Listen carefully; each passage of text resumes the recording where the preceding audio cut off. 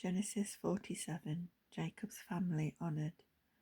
So Joseph went in and informed Pharaoh, "My father and my brothers with their sheep and cattle and all that they have come from the land of Canaan and are now in the land of Goshen."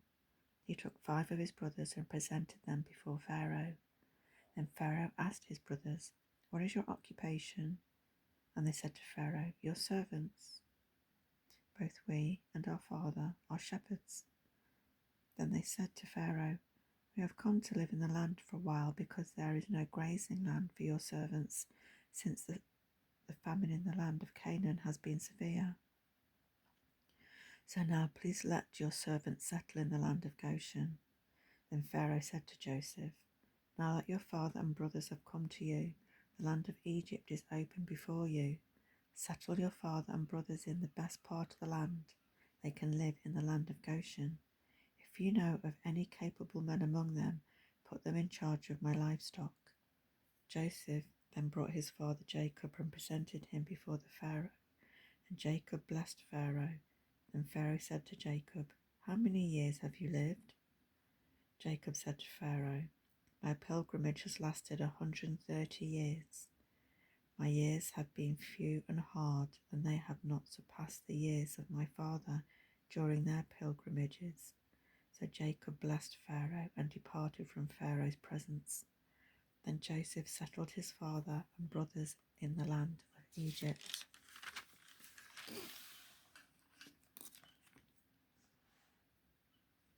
And gave them property in the best part of the land of Ramesses, as Pharaoh had commanded.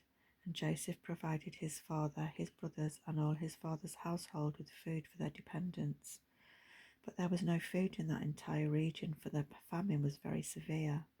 The land of Egypt and the land of Canaan were exhausted by the famine. Joseph collected all the money to be found in the land of Egypt and the land of Canaan in exchange for the grain they were purchasing, and he brought the money to Pharaoh's house. When the money from the land of Egypt and the land of Canaan was gone, all the Egyptians came to Joseph and said, "Give us food. Why should we die here in front of you? The money is gone." But Joseph said, "Give me your livestock. Since the money is gone, I will give you food in exchange for your livestock." So they brought their livestock to Joseph, and he gave them food in exchange for the horses, the herds of sheep, the herds of cattle, and the donkeys. That year he provided them with food in exchange for all their livestock.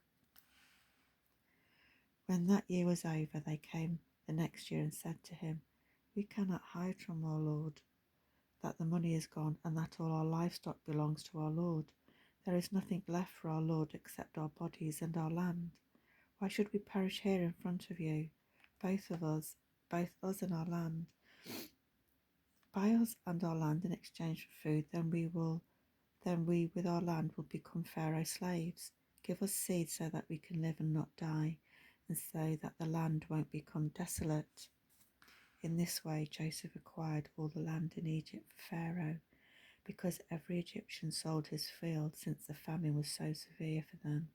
The land became Pharaoh's, and Joseph moved the people to the cities from one end of Egypt to the other. The only land he didn't acquire was that of the priests, for it was their allotment from Pharaoh. They lived off the allotment Pharaoh had given them, therefore they did not sell their land. Then Joseph said to the people, "Understand today that I have acquired you and your land for Pharaoh. Here is seed for you, sow it in the land. At harvest you are to give 1/5 of it to Pharaoh, and 4/5 will be yours, as seed for the field, as for food for yourselves, your households, and your dependents." And they said, "You have saved our lives. We have found favor in our Lord's eyes, and will be Pharaoh's slaves." So Joseph made it a law, still in effect today in the land of Egypt, that 1/5 of the produce belongs to Pharaoh. Only the priest's land does not belong to Pharaoh. Israel settled in the land of Egypt in the region of Goshen. They acquired property in it and became fruitful and very numerous. Now Jacob lived in the land of Egypt 17 years, and his lifespan was 147. When the time drew near for him to die, he called his son Joseph to him. "If I have found favor in your eyes, put your hand under my thigh and promise me that you will deal with me in faithful love. Do not bury me in Egypt. When I lie down with my fathers, carry me away from Egypt and bury me in their burial place." Joseph answered, "I will do what you have asked." And Joseph said, "Swear to me." So Joseph swore to him, and Israel bowed in thanks at the head of his bed.